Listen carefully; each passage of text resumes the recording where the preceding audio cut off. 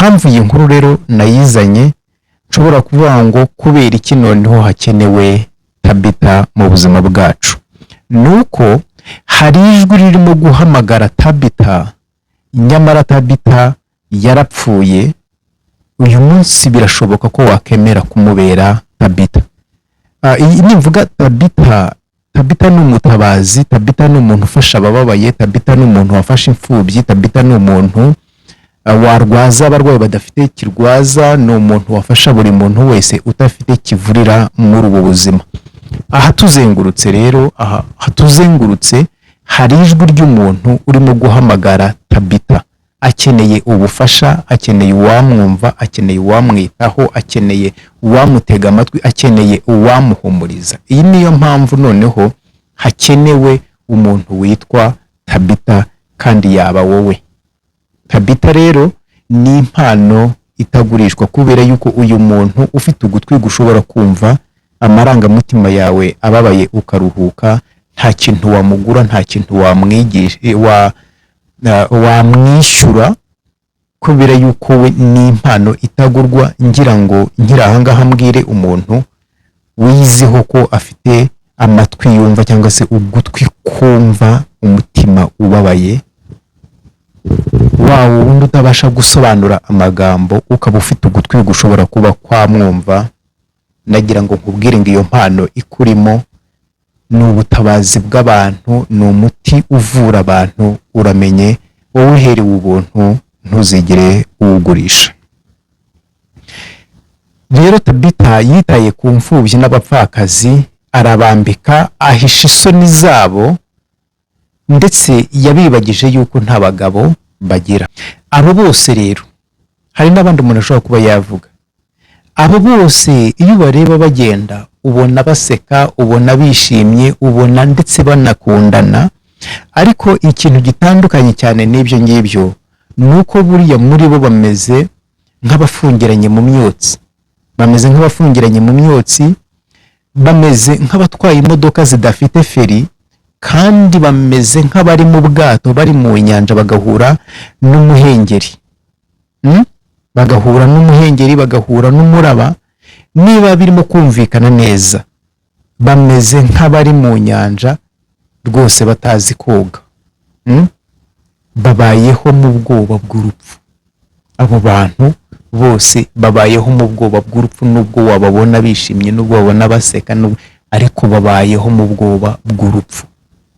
Bakeneye iki rero? Bakeneye ugutwi kwawe kugira ngo ubumve, bakeneye kandi igihe cyawe kugira ngo baruhuke, bakeneye ukuboko kwawe kugira ngo batabarwe, bakeneye ijwi ryawe kugira ngo bakire ihumure, kandi bakeneye ko uba hafi yabo kugira ngo bumve batekanye, kugira ngo bumve bafite imbaraga, kugira ngo bakwishingikirizeho. Bakeneye ko ubabera umuvandimwe, ngo byibura ubakure mu makuba. Tabitha rero ararwaye ndetse ashobora no gupfa. Tabitha ni umuntu wari usobanuye byose ku buzima bw'aba bantu. Dusangire ibyo dufite, twumvane, dukorere hamwe, tuzamurane. Nituvoma ubumwe, amahoro azaba mu gihugu, igihugu cyacu kizakomera, abantu bacu bazabaho bishimye, Afurika izaba nziza ku bwacu. Tekereza umenye, ikiganiro kuri Mizipa Oreli TV, mutegurirwa kandi mukagezwaho na Jean de Dieu Ntezikima. Mwiriwe neza abandi muraho, muri isaha y'agaciro. Mbanje gushima Imana yo iduhaye akagahe kugira ngo tube tugihumeka. Ni kubw'umugambi wayo, ntabwo ari ubwenge bwacu, ntabwo ari ubuhanga bwacu, nta nubwo biri mu ntego zacu, kubera yuko ibyacu tubasha kubara amasaha tumaze ku isi, ariko ntabwo tuzi imbere yacu ngo igihe gisigaye kirangana gute, nta nubwo tuzi ibigiye kuba ngo ni ibiki. Niyo mpamvu mfashe umwanya rero wo gushima Imana, kubera yuko iduhaye impano idasanzwe yo kuba turiho, kugira ngo twongere twitekerezeho, kugira ngo dutekereze inzira y'ubuzima bwacu, kugira ngo turebe uruhare rwacu mu kubaho kwacu, noneho aho dusanga ariyo yonyine ikwiye gushyirwa hejuru, ari ikwiye kubahwa no guhabwa byose, noneho tuyishime. Ndagira ngo rero mbere yo gukomeza amasomo yacu mbanze nkomeze buri muntu wese mu bihe nk'ibi ngibi bidukomereye, wumva uburibwe yatewe no kubura be yakundaga atabishaka kubera ingaruka z'amateka mabi yaranze igihugu cyacu imyaka myinshi. Iyo byinjiye musanga ari nk'imyaka irenga 100.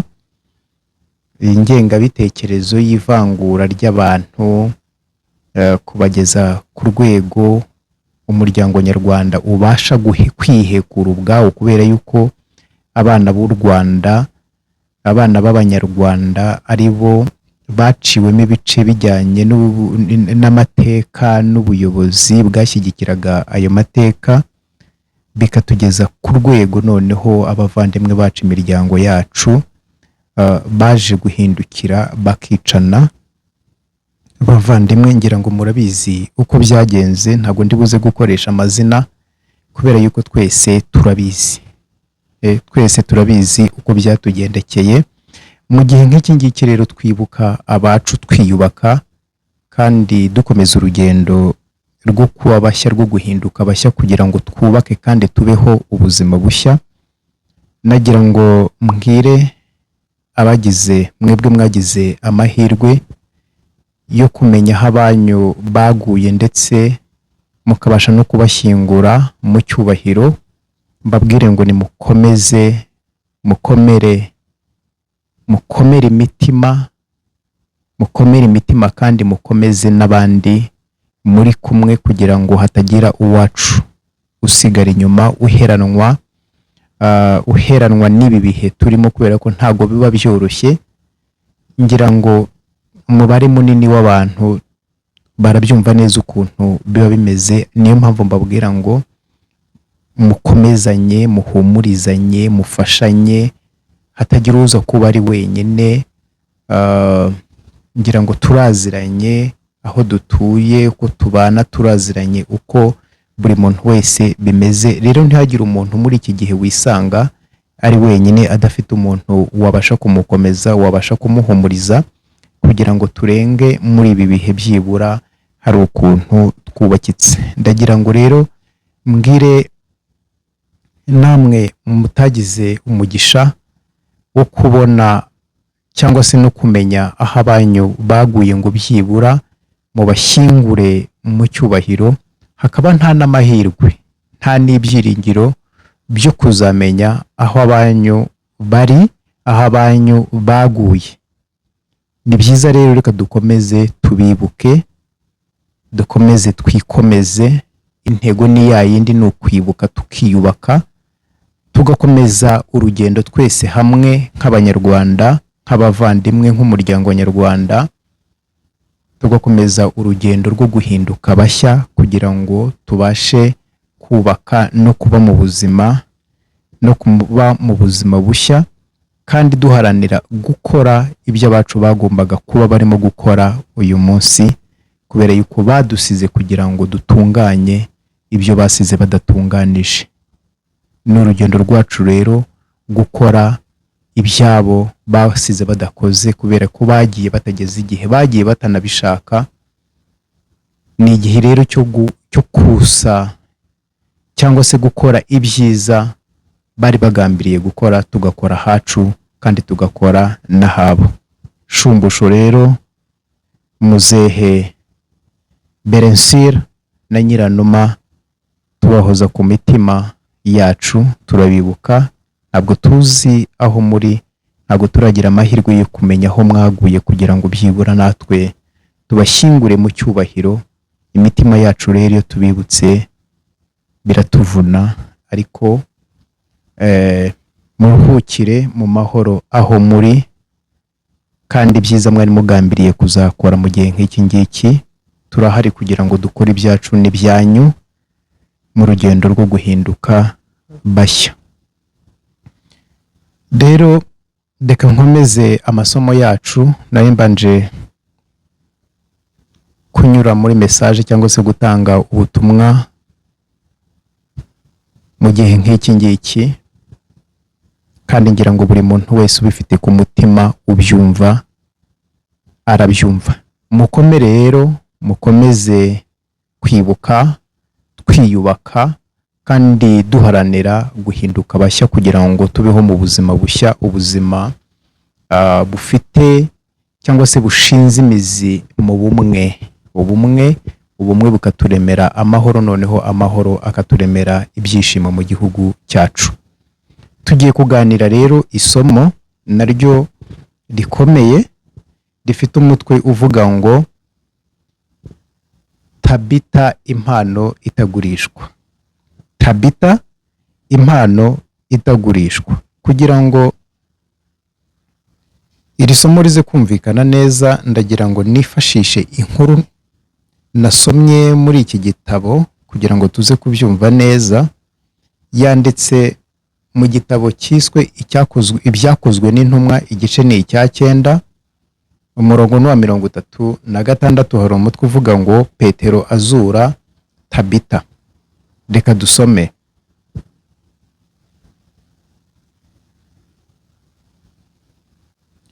Ngo kandi i Yopa hari umugore w'umwigishwa witwaga Tabita, risobanura ngo Doruka. Uwo mugore yagiraga imirimo myiza myinshi n'ubuntu bwinshi. Muri iyo minsi ararwara arapfa. Bamaze kumwuhagira bamushyira mu cyumba cyo hejuru, kandi kuko i Luda hari bugufi bw'i Yopa, abigishwa bumvise ko Petero ariyo ari, bamutumaho abantu 2 bamwinginga bati, ngwino uzi iwacu ntutinde. Petero arahaguruka ajyana nabo. Asohoyeyo bamujyana muri icyo cyumba cyo hejuru. Abapfakazi bose bahagarara iruhande rwe barira, berekana amakanzu n'imyenda Doruka yababoheye akiriho. Petero abaheza bose, arapfukama arasenga, ahindukirira intumbi ati, Tabita haguruka. Arambura amaso, abonye Petero arabyuka aricara. Petero amufata ukuboko aramuhagurutsa, maze ahamagara abera n'abapfakazi, amubaha ari muzima. Iyi nkuru yabayeho kera, ivuga kuri uyu mudamu witwa Tabita cyangwa se Dorukasi, ngo yari umugore wagiraga impuhwe nyinshi kandi agakora imirimo myiza myinshi. Iyo babashije kuvugaho ni amakanzu n'imyenda yaboheraga cyangwa se yadoderaga abapfakazi bariho mu gihe cye. Ibyerekeranye no kurimba no kwambara yabitagaho cyane. Noneho ngo yaje kurwara arapfa. Noneho ngo abo bapfakazi bararira cyane, baririra Doruka, baririra Tabita badoderaga imyenda uwabambikaga, ngo bituma bamenye ko Petero ngo ari hafi aho. Uyu mugabo Petero nawe afite icyo asobanuye, ntabwo ndibuze kubyinjiramo cyane kuko ntashaka gusa nk'abambwiriza, ndashaka gushingira kuri iyi nkuru gusa kugira ngo tuyishingireho twiga amasomo yacu uyu munsi. Bari bazi ubushobozi buri muri Petero, bari bazi impano Imana yamushyizemo. Noneho ngo Petero yaraje rero, baramwinginze araza, ngo arapfukama asengera Tabita, umubiri wa Tabita. Noneho ngo arazuka, aramuhagurutsa, amubaha ari muzima. Noneho baranezerwa. Yazutse rero kubw'imirimo yakoreye abo bantu bari imbabare, bari bababaye, bari bakeneye ubufasha bwe muri icyo gihe. Impamvu iyi nkuru rero nayizanye, nshobora kuvuga ngo kubera iki noneho hakenewe Tabita mu buzima bwacu, nuko hari ijwi ririmo guhamagara Tabita nyamara Tabita yarapfuye, uyu munsi birashoboka ko wakemera kumubera Tabita. Iyi nimvuga Tabita ni umutabazi, Tabita ni umuntu ufasha abababaye, Tabita ni umuntu wafashe imfubyi, Tabita ni umuntu warwaza abarwayi badafite kirwaza, ni umuntu wafasha buri muntu wese udafite kivurira muri ubu buzima. Aha tuzengurutse hari ijwi ry'umuntu urimo guhamagara Tabita, akeneye ubufasha, akeneye uwamwumva, akeneye uwamwitaho, akeneye uwamutega amatwi, akeneye uwamuhumuriza. Iyi niyo mpamvu noneho hakenewe umuntu witwa Tabita, kandi yaba wowe. Tabita rero ni impano itagurishwa, kubera yuko uyu muntu ufite ugutwi gushobora kumva amarangamutima yawe ababaye ukaruhuka, nta kintu wamugura, nta kintu wamwishyura, kubera yuko we ni impano itagurwa. Ngira ngo ahangaha mbwire umuntu wiziho ko afite amatwi yumva cyangwa se ugutwi kumva umutima ubabaye, wawo wundi utabasha gusobanura amagambo, ukaba ufite ugutwi gushobora kuba kwamwumva. Nagira ngo nkubwire ngo iyo mpano ikurimo ni ubutabazi bw'abantu, ni umuti uvura abantu. Uramenye, wowe uherewe ubuntu ntuzigere uwugurisha. Rero Tabita yitaye ku mfubyi n'abapfakazi, arabambika, ahisha isoni zabo, ndetse yabibagije yuko nta bagabo bagira. Uyu Tabita mu gihe cye, igihe yambikaga aba bapfakazi, byumvikane ko niba bari bafite n'abana yabitaye iyo miryango, abibagiza ko nta bagabo bagira, kandi yahishe isoni zabo. Hari n'ibindi byinshi yagiye bakorera batigize barondora, bashingiye gusa ku makanzu n'imyenda yabadoderaga, ariko hariho ibintu byinshi yagiye akora. Yabategaga amatwi bakamuruhukiraho, kandi yabakoreye ibyiza byinshi. Ni ukuvuga ngo kugera ku rwego rwo kubabohera imyenda, nuko yabaga yabateze n'amatwi, akamenya abadafite imyambaro, akamenya icyo bakeneye akakibaha. Yababereye umutabazi, yababereye umugabo, yababereye byose, yababereye umucunguzi. Uyu munsi rero hari abantu benshi aha tuzengurutse bakeneye abashobora kuba babatega amatwi, abakeneye kwambara mu buryo bumwe cyangwa se ubundi, kwambara mu marangamutima, kwambara mu mitekerereze, kwambara mu buzima busanzwe. Hari abantu bagukeneye nk'uko Tabita yari akenewe. Rero Tabita yaje kurwara arapfa, ndetse bisa nk'aho kuri abo bapfakazi bo bapfakaye ubwa kabiri, kubera yuko yaraje asa nkaho asimbuye ba papa b'abana, asa nkaho asimbuye abagabo babo. Noneho rero Tabita ubwo yarwaraga agapfa, kuri bo byasaga nkaho bapfakaye bwa kabiri, kuri abo bapfakazi cyangwa se babaye imfubyi bwa kabiri. Niyo mpamvu rero bararize mu buryo bukomeye. Bavuga noneho turabaho gute, turambara gute, ninde uzatwumva, tuzabaho gute ko tubuze umutabazi wacu. Uyu munsi rero hari umuntu urimo kwibaza ngo kugira abavandimwe no kutabagira bitandukaniye he, ko ubafite n'utabafite barira, amarira yabo aramwe. Uyu munsi hari umuntu wibaza ngo kugira abavandimwe no kutabagira bitandukaniye he, kubera yuko amarira yabo bose aramwe. Impamvu ntabwo ndi buze kwirengagiza impamvu zishobora kuba zatuma umuntu atafite abavandimwe, ariko hari umuntu uyu munsi udafite abavandimwe kubera impamvu z'amateka. Hakaba n'umuntu ufite abavandimwe ariko akaba ameze nk'utabafite kubera yuko ntawe umwumva, bose baramutaye, bamuhinduye ikigoryi. Noneho aririra, ameze nk'urimo kurohama adafite uwamurohora, kandi ari mu muryango. Hari amahirwe yuko hakiri abavandimwe bagombye kuba barimo kumvikana, ariko noneho we kubera yuko abantu bose bamuvuyeho, kubera ko abavandimwe bamutaye, bamufata nk'ikigoryi, arimo aribaza ngo ese ubundi kuba mbafite bimaze iki? Kubagira no kutabagira ubundi ko mbona byose byaba ari kimwe ko ndira nk'utabafite. Uyu munsi rero hari umuntu umeze gutyo ukeneye umuvandimwe. Hari umuntu ukeneye abavandimwe kandi bahari, akeneye abavandimwe kandi barahari. Hari kandi umuntu urimo kwibaza ngo kugira ababyeyi no kutabagira bitandukaniye he?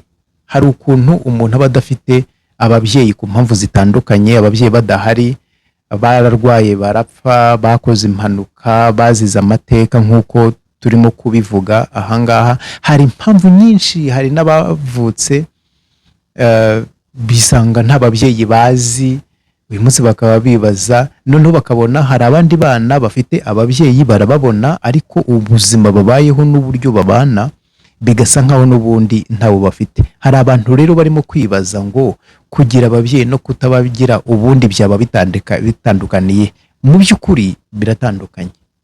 Kugira umubyeyi no kutamugira ni ibintu biratandukanye pe. Ariko hari igihe umuntu ageramo bitewe n'inzira arimo kunyuramo, bitewe n'umwijima, bitewe n'ibyo ari kurwana nabyo, noneho yashaka umubyeyi akamubura. Rimwe na rimwe mu ntambara arimo kurwana ugasanga ahubwo azitezwa n'ababyeyi bagombye kumutwikira. Ahangaha rero amarangamutima ababaye ashobora gutuma wibaza ngo kugira ababyeyi no kutabagira ubundi bitandukaniye hehe. Ugasanga rero hari imfubyi zidafite ababyeyi, hakaba n'imfubyi zifite ababyeyi. Urumva ko ni ibintu bibabaje, ni ibintu bikomeye, ariko bigomba gushakirwa igisubizo, noneho tukaba dufite umuryango urimo amahoro. Kandi hari umuntu uyu munsi muri iyi saha urimo kwibaza ngo kugira umugore cyangwa se kugira umugabo ubundi bimaze iki? Urushako rwamubereye nk'ikuzimu, aho ushobora no gusanga abagore cyangwa se abagabo barapfakaye bakiriho. Ugasanga abagore babapfiriyemo, babana babafata nk'aho bapfuye kandi bari kumwe. Abagabo nabo abagore babo bakaba babafata nk'aho bapfuye kandi bari kumwe. Urushako rwabo rwababereye nk'ikuzimu, iwabo mu rugo hababereye nk'ikuzimu, aho umugabo ashobora kwibaza ngo ese kuba mfite umugore, kuba narashatse umugore byamara iki ko mbayeho nkuba n'ubundi ikuzimu? Cyangwa se umugore akibaza ngo kuba narashatse umugabo ubundi byamariye iki? Noneho ugasanga umugore ashobora kuvuga ngo kuba mfite umugabo no kuba ntamufite byose birangana, ameze nk'uwapfuye. Umugore nawe akaba afata umugore we nkaho yamupfiriyemo. Abangaba nabo barahari. Hakaba hari umuntu urimo kubyibaza kandi akeneye igisubizo. Hari umugabo utagikora ku ifaranga muri bizinesi yatangije kubera umugore. Hari abagabo batangije amabizinesi, aragenda agera ahantu hanakomera, ariko uyu munsi bakaba badashobora gukora ku mafaranga avuye muri izo bizinesi. Hari n'abagore rwose babasohoye mu maduka yabo bari bifitiye cyangwa se no mu yindi mirimo, bakaba batagikora ku mafaranga kubera abagore. Hari n'abagore nabo batagikora ku mafaranga, yewe n'ayo guhaha batakiyakoraho. Hari abagabo batakiryama kubera gufasha abatishoboye, abanyantege nke bo mu miryango yabo. Abo nabo barahari. Abagabo batakisinzira kubera yuko hari abo mu miryango yabo bafite intege nkeya barimo gufasha kugira ngo nabo ubuzima bube bwiza. Abo nabo barahari. Hari kandi umugore wafungiwe utazi faranga, yewe n'ayahaha nabwo ntabwo azi ukuntu asa, ntakora, ntiyajya guhaha kuko nta mafaranga bamuha, nta hantu yajya, ameze nk'ufungiye mu rugo. Nawe akaba yibaza ngo ubu buzima nzabubamo kugeza ryari? Hari umuntu kandi witangiye umuryango we, yirengagiza ubuzima bwe, aca mu buribwe bukabije budashobora kumvwa na buri muntu wese keretse umuntu uzi iyo nzira. uwo muntu yarabakoreye, yarabakobokeye, uwo muntu yarabigishije, yabigishije amashuri, uwo muntu yarabubakiye, uwo muntu yarabareze barakura, yewe yirengagije umunezero we, yirengagije ibyagombaga kuba byaramunejeje byose, yitangira umuryango. Ariko uyu munsi aho ageze akeneye amaboko yanyu, akeneye amaboko yabo, ariko baramwirengagije, bamuhinduye ikigoryi, bamuhinduye ubu ni ikigoryi. kandi ubuzima bwe pe nibwo bwabamenyesheje ubwenge, ni nabwo bunabatungishije ubuzima bwe, amaboko ye, imbaraga ze, ubutunzi yari afite, ibyo yagombaga kuba yarinejejemo byose. Yitangiye umuryango, ahagarara mu cyuho kugira ngo umuryango udaseba. Bari abanyantege nke arabazamura, bari abana arabarera. Ariko uyu munsi aho bigeze bamufata nk'ikigoryi, bamufata nk'ikigoryi. Hari kandi umuryango wicuza kuba warakwakiriye nk'umukazana cyangwa se kuba warakwakiriye nk'umukwe. Igihe habaga ubukwe bakakwakira, imiryango migari yateranye n'inshuti, bari bazi ko bakiriye umuntu uje gufatanya nabo kubaka umuryango. Ariko uhageze noneho umuryango wawuciyemo ibice, abana ntibaziranye, ubu harimo amakimbirane akomeye, imiryango iricara, twagushije ishyano, nta mukazana dufite, nta mukwe dufite. Uyu munsi baricuza kuba warinjiye mu buzima bwabo. Hari umuryango rwose wicuza ko ubabereye umukazana, hari umuryango wicuza yuko ubabereye umukwe. Hari kandi abana bibaza niba kuba umubyeyi mwiza ari ukubabuza kujya kwa ba nyirasenge cyangwa se kwa ba se wabo n'ahandi abakibafite. Hari abana bibaza se kuba umubyeyi mwiza ni ukutubuza, ni ukubuza abana kujya gusura ba nyirasenge, bakamenya ababyara be, bakamenya ba se wabo, bakamenya bakuru babo na barumuna babo. Kuba umubyeyi mwiza ni icyo ngicyo bisobanuye. Hariho n'ibintu byinshi. Abo bose rero, hari n'abandi umuntu ashobora kuba yavuga, abo bose iyo ubareba bagenda ubona baseka, ubona bishimye, ubona ndetse banakundana. Ariko ikintu gitandukanye cyane n'ibyo ngibyo ni uko buriya muri bo bameze nk'abafungiranye mu myotsi, bameze nk'abafungiranye mu myotsi, bameze nk'abatwaye imodoka zidafite feri, kandi bameze nk'abari mu bwato bari mu nyanja bagahura n'umuhengeri, bagahura n'umuhengeri, bagahura n'umuraba. Niba birimo kumvikana neza, bameze nk'abari mu nyanja rwose batazi koga, babayeho mu bwoba bw'urupfu. Abo bantu bose babayeho mu bwoba bw'urupfu, nubwo wababona bishimye, nubwo wabona baseka, ariko babayeho mu bwoba bw'urupfu.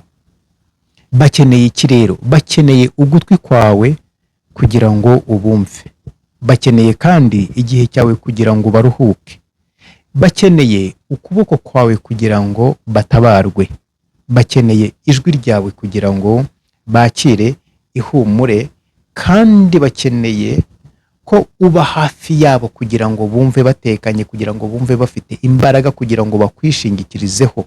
Bakeneye ko ubabera umuvandimwe ngo byibura ubakure mu makuba. Tabita rero ararwaye ndetse ashobora no gupfa. Tabita ni umuntu wari usobanuye byose ku buzima bw'aba bantu. Tabita ararwaye, Tabita ashobora no gupfa. Kandi Tabita ndimo kuvuga ni umuntu usobanuye byinshi, usobanuye byose ku buzima bw'aba bantu. Ndakwinginze aba bantu wibatera umugongo, babere Petero. Petero murabizi neza muri za nkuru nasomye ko yarahageze azura Tabita wari warwaye, agera no ku rwego rwo gupfa. Birashoboka ko rero utabasha kuzura uwapfuye, ariko birashoboka yuko amarangamutima yari arimo gupfa wabasha kuyazura. Biranashoboka yuko umurwayi wari urwaye indwara zigiye zitandukanye zo mu mitekerereze, zo mu marangamutima, ukaba wazivura kongera kuba muzima. Rero babere Petero umuvure, bavurire Tabita cyangwa se umuzure, umubahe ari muzima, kuko ari ishingiro ry'ibyishimo byabo. Tabita, umuntu ushobora kumva abandi, umuntu ushobora kubashyigikira, umuntu ushobora kugaburira abashonje, umuntu ushobora kwambika abambaye ubusa, umuntu ushobora kuba mu cyuho, umuntu ushobora kuba ahakenewe, umuntu ushobora kubera akabando abandi akabando ko kwicumba. Ni ibyishimo by'abo bantu. Ngaho rero mubabere cyangwa se umubavurire cyangwa se umubazurire.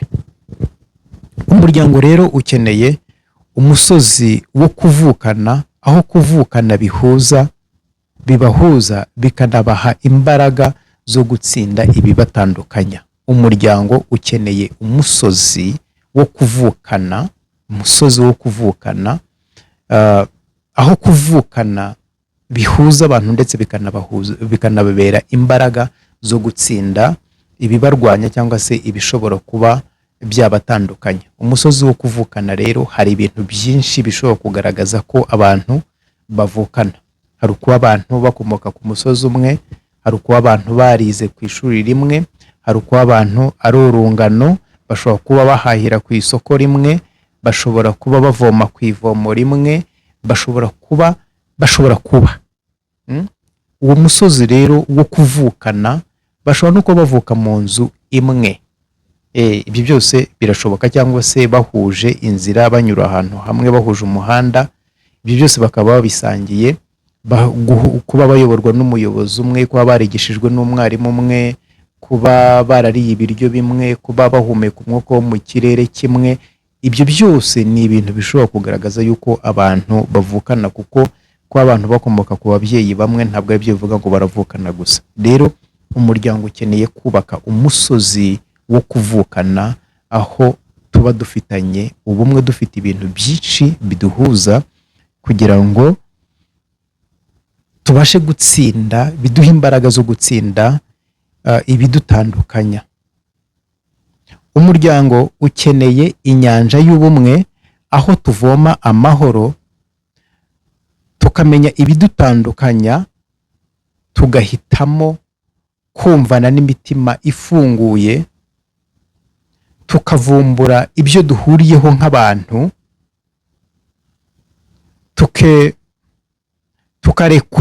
tukarekura ubwibone buturimo,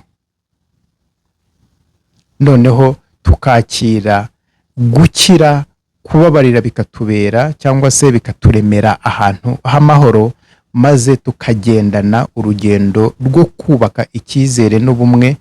Ubumwe bukaturemera isi nziza. Ngira ngo ibi ngibi birumvikana.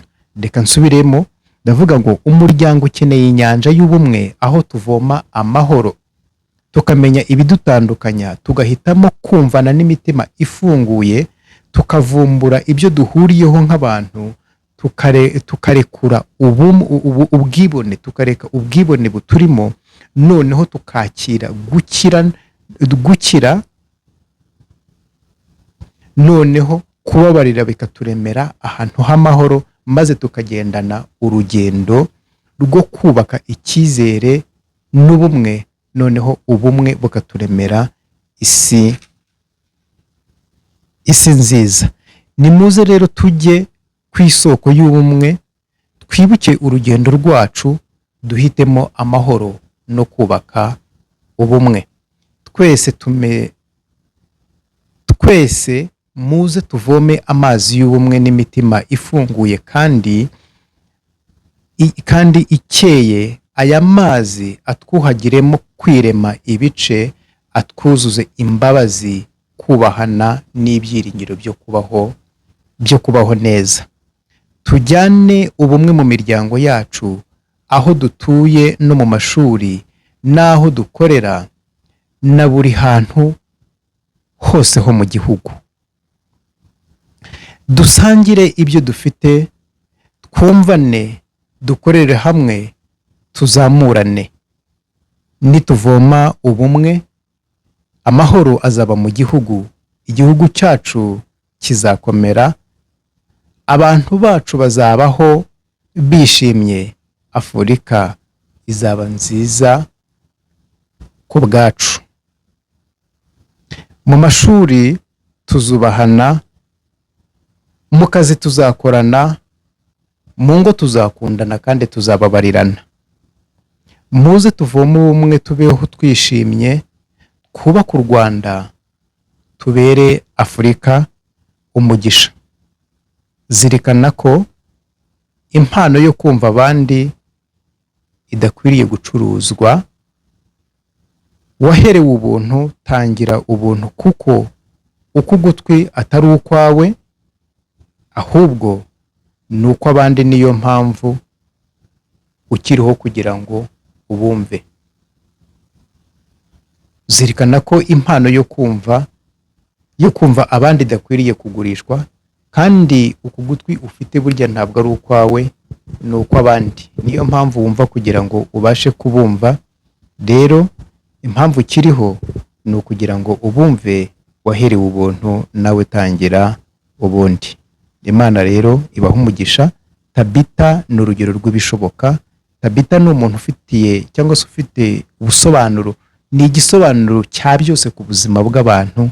Abafite imitima ibabaye, abafite ibikomere, abafite ihungabana, abari bonyine, abadafite ababo, hakenewe uwo bahagararana, bakenewe uwo bakishingikirizaho. Kandi muri ibi bihe pe, hari abantu barimo kurira badafite ababahoza, hari abantu bongeye gutabwa kandi abagombye kubaramira bahari, hari abantu batanze imbaraga, batanze ubuzima, batanze ibyishimo byabo kugira ngo abandi babeho.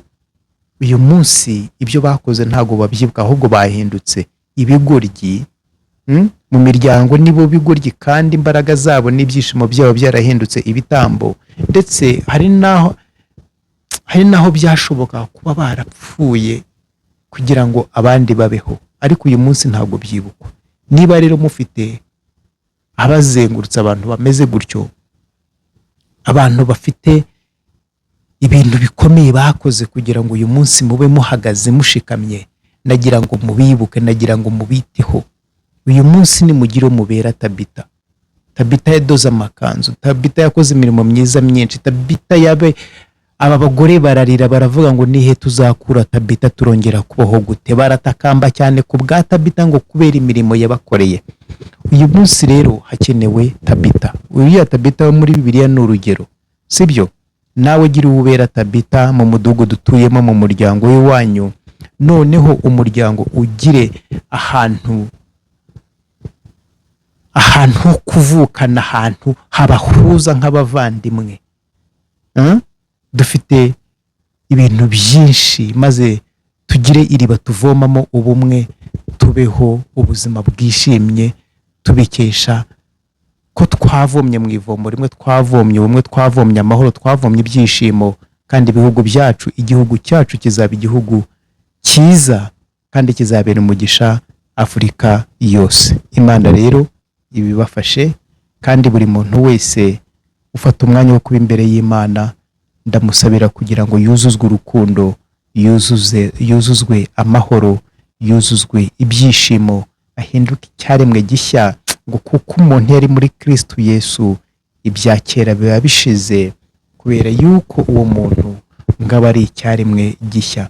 Reka rero mu gihe turimo kwibuka, twiyubaka kandi duharanira guhinduka bashya, uyu munsi Imana itureme bundi bushya, duhinduke ibyaremwe bishya, ibyahise byacu bya kera byibagirane, kugira ngo tubashe kubaho ubuzima bushya, maze tubeho twishimye, tubane mu bumwe, tubane mu mahoro, twishimire imigisha yose Imana iduha umunsi ku munsi. Imana ibaha umugisha.